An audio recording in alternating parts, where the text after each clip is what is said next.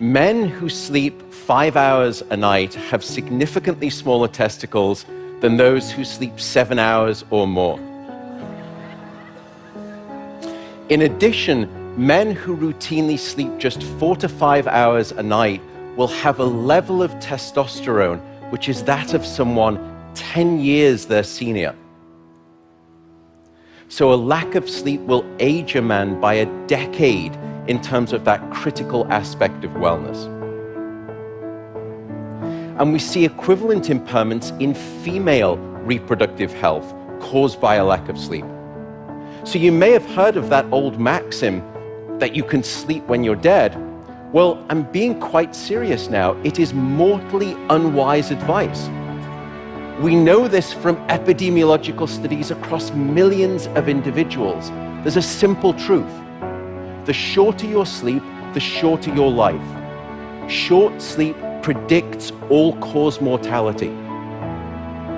Because what we've discovered over the past 10 or so years is that you need sleep after learning to essentially hit the save button on those new memories so that you don't forget.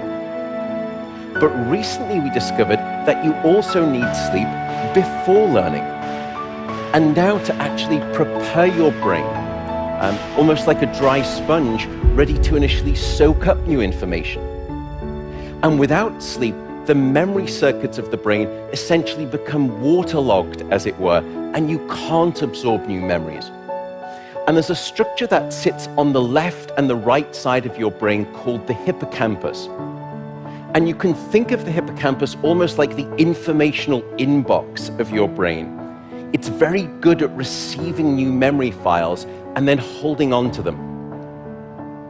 And when you look at this structure in those people who'd had a full night of sleep, we saw lots of healthy learning-related activity. Yet in those people who were sleep deprived, we actually couldn't find any significant signal whatsoever. So it's almost as though sleep deprivation had shut down your memory inbox, and any new incoming files, they were just being bounced. You couldn't effectively commit new experiences to memory. So that's the bad that can happen if I were to take sleep away from you. But as a deeper dive, I want to focus on this: sleep loss and your immune system. And here I'll introduce these delightful blue elements in the image. They are called natural killer cells. And you can think of natural killer cells almost like the Secret Service agents of your immune system. They are very good at identifying dangerous, unwanted elements and eliminating them. In fact, what they're doing here is destroying a cancerous tumor mass.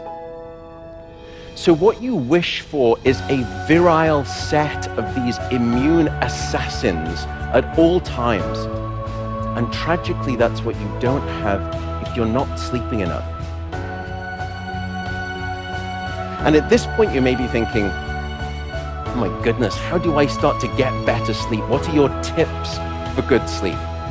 Well, beyond avoiding the damaging and harmful impact of alcohol and caffeine on sleep, and if you're struggling with sleep at night, avoiding naps during the day, I have 2 pieces of advice for you.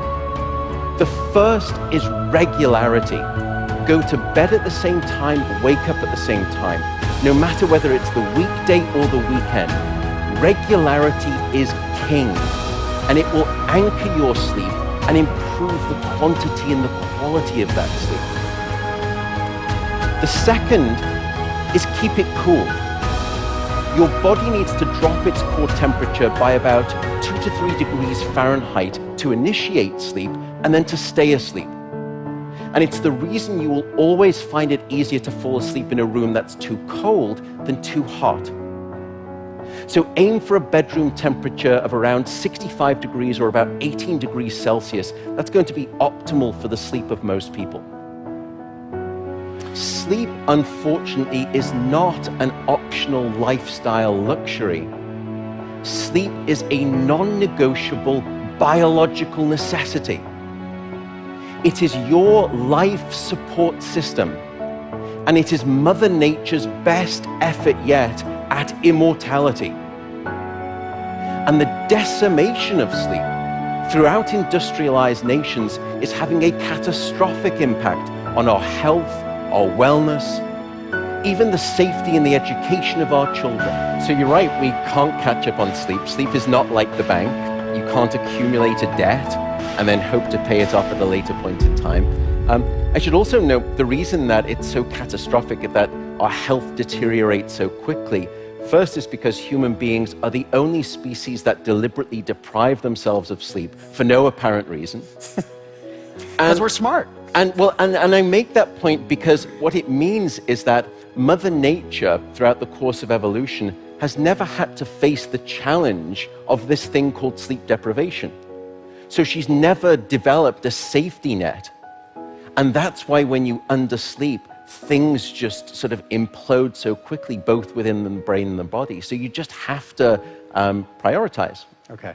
So, but tossing and turning in bed, what do I do? So if you are staying in bed awake for too long, you should get out of bed and go to a different room and do something different.